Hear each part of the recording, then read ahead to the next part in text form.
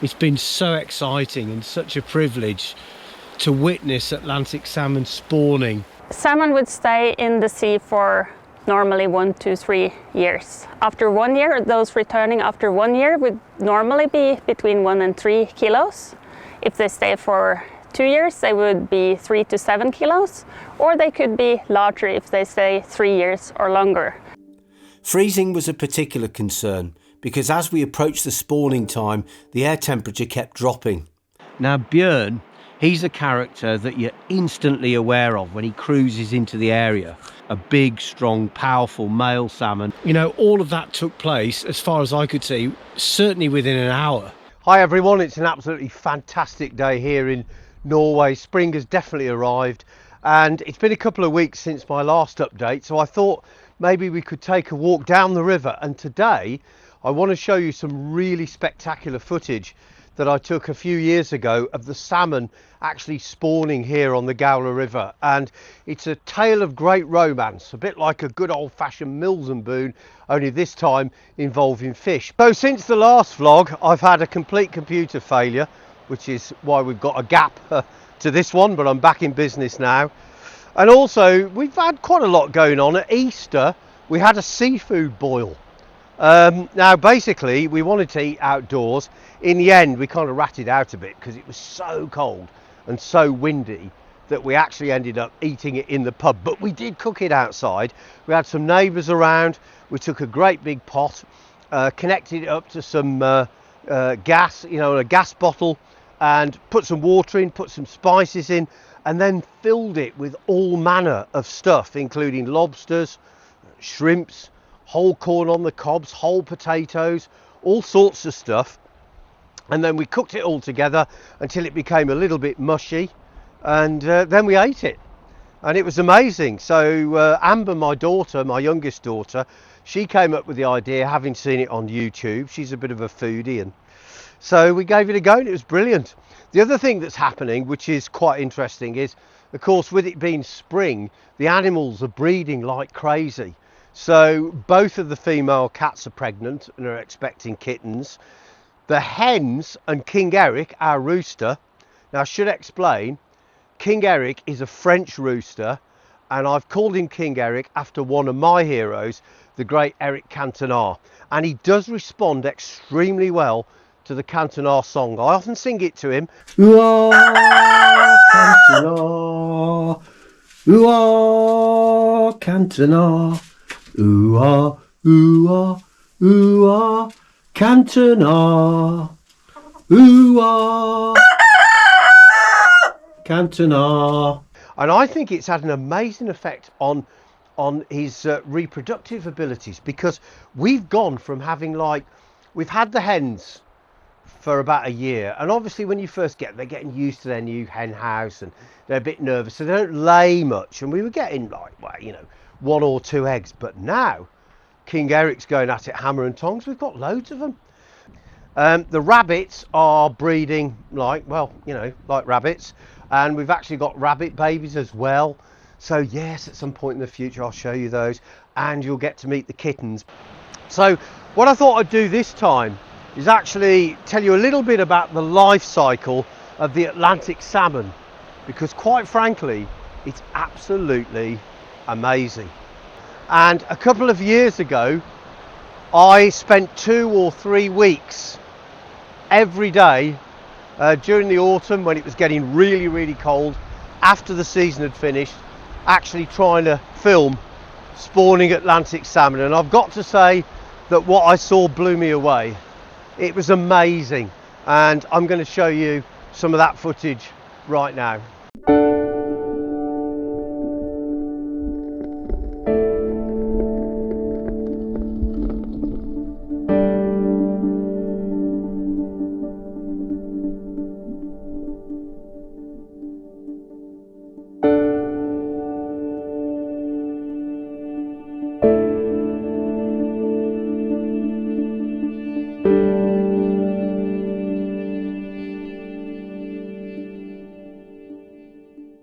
It's been so exciting and such a privilege to witness Atlantic salmon spawning at such close quarters that even if I hadn't managed to film it, it would have been memorable. With the moments that I've captured as well, I've got to admit, you know, they are pretty special. I'm Matt Hayes. Among other things, I help to run a fishing lodge on one of the finest Atlantic salmon rivers in the world. I get to spend a lot of time with salmon, fishing for them sure, but mostly helping other people, our fly fishing guests, to catch the fish or simply to talk about salmon and salmon fishing endlessly. Yet I'd never seen salmon actually spawning, a sight which, according to my friend and renowned salmon scientist Ava Thorstad, is an omission I needed to put right. So they are born in the rivers, they have these long distance migrations into the ocean to feed, and then they return to the rivers for spawning again. And that's the most fascinating thing with their whole life cycle, their ability to home to their home river. They migrate thousands of kilometers, but still they find their way back. So salmon born in Gaula will return to Gaula, and they will even maybe return to the same area. So a salmon born like out here might return to this area of the river for its own spawning. I desperately wanted to avoid the worst of the winter weather. It comes early sometimes.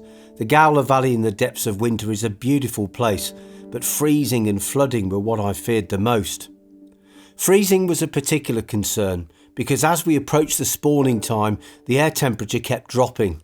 And as luck would have it, although it didn't freeze over completely during my filming, it did just 2 days after I finished. Well, I've been out here filming now for probably about 2 hours, and I've hardly got a shot actually, and they're all quite a long way in the distance. It's a lot trickier than you'd think it would be. For a start off, the water's absolutely perishing. It's really cold, and the fish are quite erratic in where they appear. My early attempts at filming the fish were frustrating. The salmon, though always close, were never quite close enough. But then the weather intervened, first in the form of heavy rain bringing heavily tinted water to the river, and just when it started to fall, it snowed. If you've ever wondered how a river freezes up, this is how it's done. It's the end of October now here in Norway on the Gaula. It's not even November yet, but look, this has happened overnight.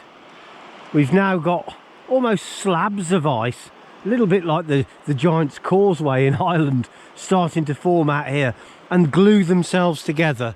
In the beginning, I watched the fish basically staking out their turf. A lot of the male fish were kind of facing off against each other. The fish were zooming around this area at high speed, chasing each other. But then we got to a phase where they began to pair up, and one pair of salmon in particular, who I'll call Björn and Hilda, paired up in front of me here, and I've spent quite a lot of time watching them. They couldn't be more different. Hilda's very feminine, typical graceful lines. She's a typical size Gaula salmon, probably around 16 to 18 pounds, and she's got the graceful lines of a henfish. Her flanks have become quite scarred recently due to the fact that she's been rubbing against the gravel, preparing it and cutting what's called a red, ready for the spawning process. Now Björn, he's a character that you're instantly aware of when he cruises into the area. I've watched him swimming around out there, and he's definitely the cock of the walk.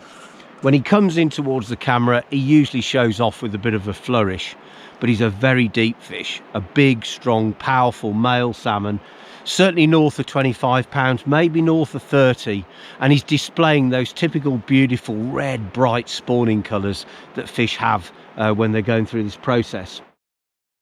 I was beginning to find out more about the salmon dating game, and I was becoming increasingly curious about how it might turn out for Björn and Hilda, my favourite salmon couple. I had to wait a further 2 days before the river began to settle down again and filming could resume. In the meantime, I wondered, could it be possible that some salmon might meet on the spawning shallows more than once? Salmon would stay in the sea for normally 1 to 3 years. After 1 year, those returning after 1 year would normally be between 1 and 3 kilos. If they stay for 2 years, they would be 3 to 7 kilos, or they could be larger if they stay 3 years or longer. So they could stay at sea for 3, 4, 5 years.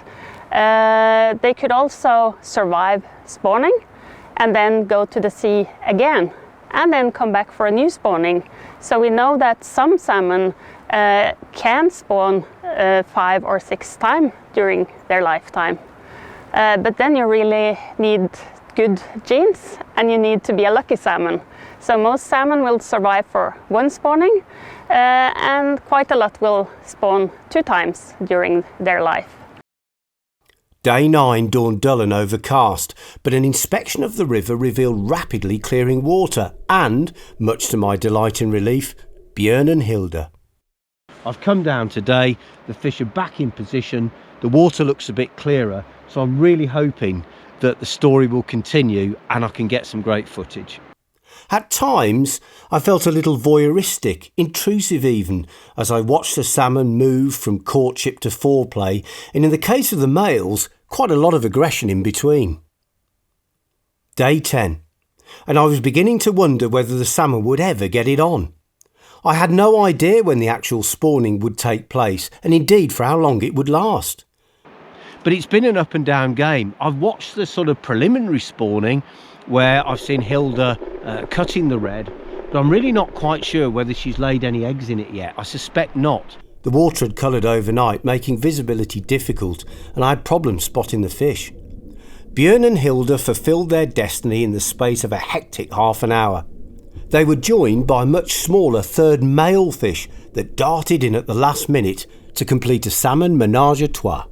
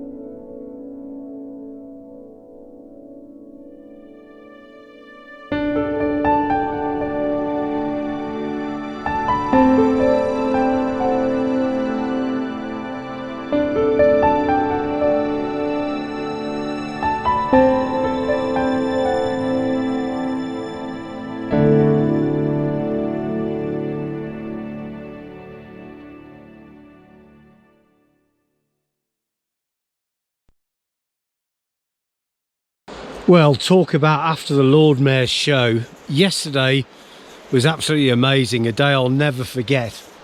You know, yesterday morning there were groups of salmon, male and female, out here in this water in front of me, still chasing each other in the courtship ritual.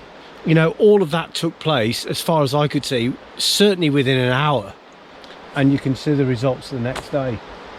Just nothing here, and it kind of feels a little bit flat and empty.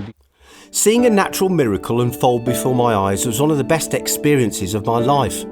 I am in awe of the Atlantic salmon, more than I ever was in fact.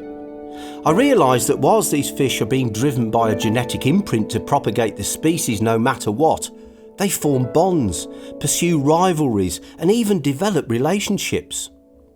Driven to fulfil a bittersweet destiny that, according to Eva, is most likely to be a one-time deal, the sad thing is that for most salmon, the heady climax of spawning is a prelude to death. Yet, as I turned to make for home, a little piece of me clung to the hope that when I visit the spawning shallows again next autumn, I might just see Björn and Hilda cozying up to each other in their usual spot.